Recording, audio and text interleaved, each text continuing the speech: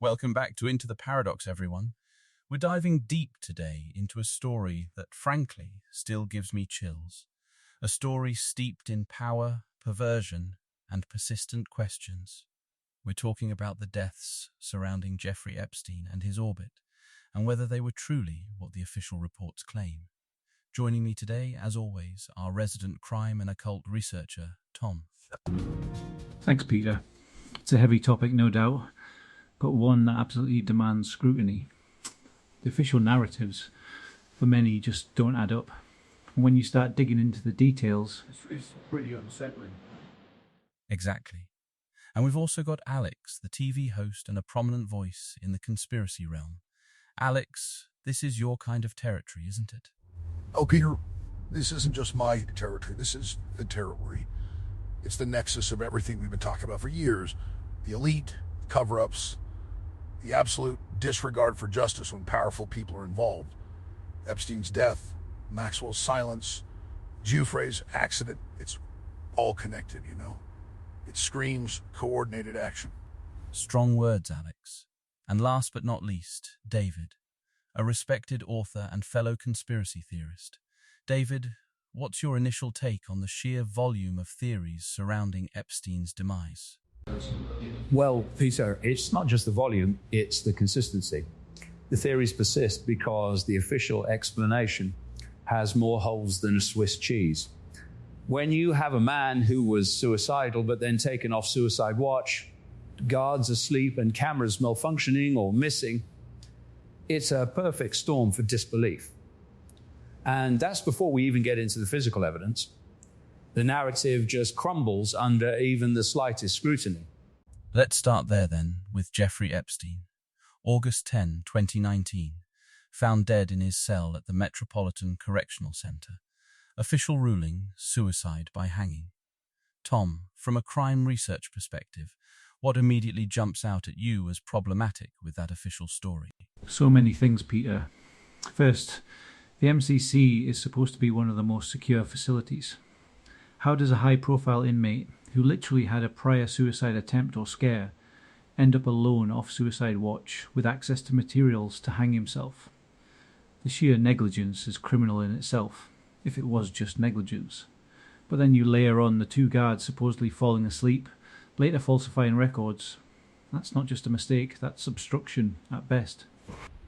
Negligence. Come on, Tom, that's being far too kind. It wasn't negligence, it was a carefully orchestrated sequence of failures. A perfect storm, as David said, but not accidental. It was designed to provide the opportunity. You don't just fall asleep when you're guarding someone like Epstein. You don't just lose camera footage outside his cell. This is a playbook, a classic intelligence op, if you ask me. Alex is right. And let's not forget the autopsy. Dr. Michael Baden, a highly respected forensic pathologist hired by Epstein's brother, comes out and says the injuries, specifically the broken hyoid bone in the neck, are more consistent with homicidal strangulation than with suicide by hanging. That's a huge red flag from an expert. The medical examiner stuck to her guns, but the doubt was planted, and for good reason. The hyoid bone detail is something many people point to. Tom, can you elaborate on why a broken hyoid bone is so significant in these kinds of cases? Absolutely. The hyoid bone is a small horseshoe-shaped bone located in the front of the neck, above the Adam's apple. In suicides by hanging, especially with a soft ligature, it's relatively rare for the hyoid bone to break. It usually requires a significant amount of force applied directly or in a very specific direction, which is more commonly seen in manual strangulation. While it can happen in hanging, especially if there's a drop, Baden's professional opinion carries weight. He wasn't saying it was impossible, but highly suspicious given the overall context. Suspicious is an understatement. It's damning. You have a man with a list, a black book of names, dates, and locations involving some of the most powerful people on the planet. And suddenly, he's dead? In the most incompetent prison setup imaginable. It's not a coincidence. It's a cover-up. They silenced him because his testimony would have brought down empires, literally. That's the core, isn't it? The inconvenience to the powerful. Epstein wasn't just a rich pedophile. He was a gatekeeper. He had leverage. He knew who was doing what, where, and with whom. His blackmail material was probably his life insurance policy, and once he was incarcerated, that policy expired. The motive to silence him was immense, extending to individuals who operate far above the law, beyond the reach of conventional justice. So, the theory goes that intelligence agencies or some coordinated shadowy operation eliminated him to protect this global network of elite abusers. It's a dark thought, to say the least. But it doesn't end with Epstein, does it? Then we have Ghislaine Maxwell. Oh, Maxwell. The last piece of the puzzle, for a while anyway. She was the one who allegedly kept the records, the one who knew the day-to-day operations, the madam of the whole enterprise. Before her conviction, the pressure was immense for her to name names. And what did we get? Silence. Controlled statements. It's almost as if she made a deal, isn't it? Indeed. There were rampant rumors of threats against her in prison. The spectre of another suicide loomed large. The theory here is that she chose silence, not out of loyalty, but out of fear. Fear for her own life, or perhaps for her family's safety. That's a common tactic, you know. Cooperate by not cooperating fully, and you get to live. And it makes a twisted kind of sense. If you have information that could expose powerful figures, your life is incredibly cheap to them. Maxwell's ongoing existence, even in prison, is a testament to either her extreme discretion or a very calculated negotiation. She's a walking data vault. Keeping her alive, but isolated and silent, serves the same purpose as Epstein's death did: information containment. So, the Black Book of Names, this mythical ledger, is still out there, or its contents are known by Maxwell, but she's not talking. And the fear is, if she ever did, she'd face the same fate as Epstein. It's a terrifying thought, that justice can be so thoroughly subverted. But then, we have another name that came into the spotlight, one that many thought would be untouchable, someone who was actively pursuing justice: Virginia Giuffre.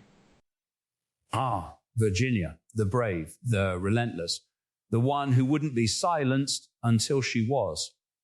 Her official death was an accidental heroin overdose. Accidental. Come on. A woman who was constantly in the public eye, fighting powerful people, reopening cases, receiving threats, and suddenly she dies of an overdose. The timing is beyond suspicious. The timing is everything. Just weeks before her death, she announced she was reopening her case against Prince Andrew. That's a direct threat to the establishment, to royalty, to the very top. And boom, she's gone. Her own father, Robert Giuffre, publicly stated she'd told him about threats, and he believed the British royal family was involved. That's not just a grieving father, that's a direct accusation, based on what he knew from his daughter. While an accidental overdose is certainly plausible given the opioid crisis, the context here is absolutely critical. When you have a high-profile individual under such immense pressure, making such impactful moves, any sudden, unexpected death will rightly invite scrutiny. The isolated incident narrative requires ignoring all the surrounding circumstances and the very real threats she was under. So 3 key figures, all connected to this dark network. 1 suicide, 1 silenced in prison, and 1 accidental overdose. For many, it paints a very clear picture of a system protecting itself. Alex, David, what does this tell us about the true power dynamics at play in the world? It tells us that there's a shadow government, or at least a shadow elite, that operates with impunity. They are above the law, above justice. They use their power, their influence, their connections in intelligence agencies and law enforcement to eliminate anyone who threatens their existence or exposes their depravity. This isn't just about sex trafficking. It's about control, blackmail, and maintaining power at all costs.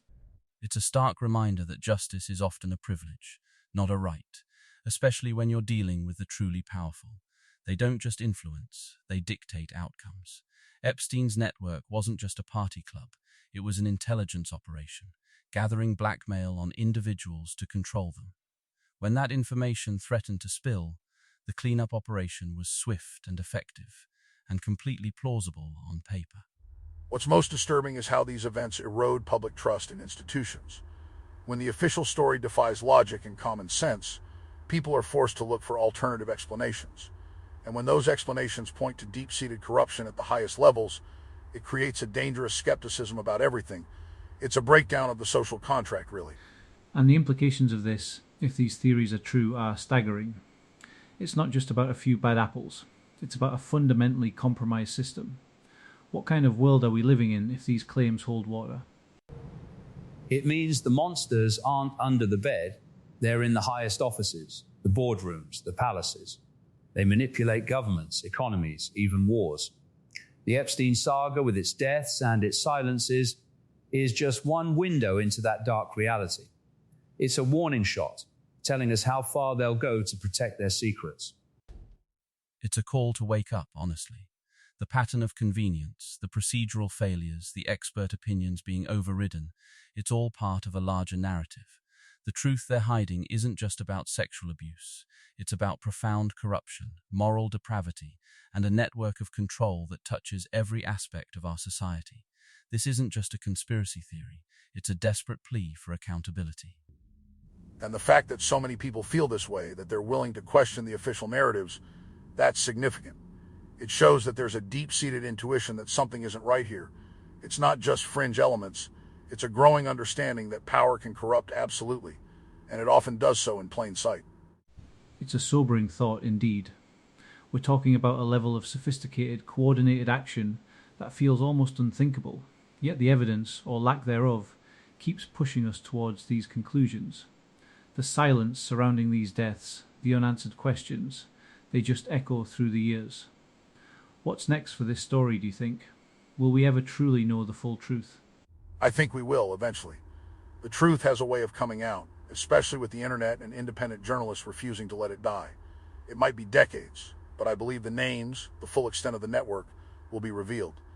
These people, these elites, they make mistakes. And with enough pressure, with enough people demanding answers, the cracks will appear.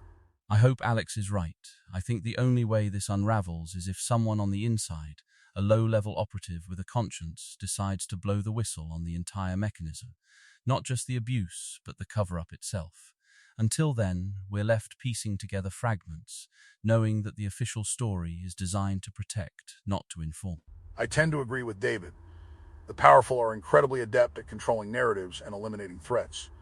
It would take a monumental effort, an internal breach, to truly bring it all to light.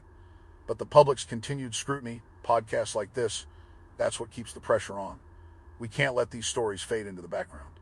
And that's why we do what we do here at Into the Paradox, to ask the uncomfortable questions, to shine a light on the shadows, and to keep the conversation going.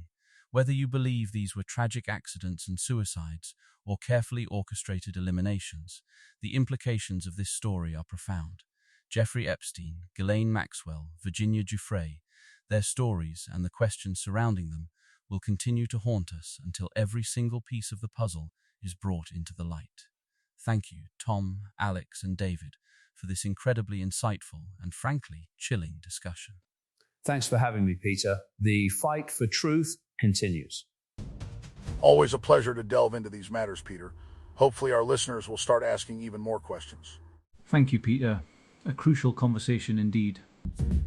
And to all our listeners, thank you for joining us on this journey into the paradox. Until next time, keep questioning, keep thinking, and stay safe out there.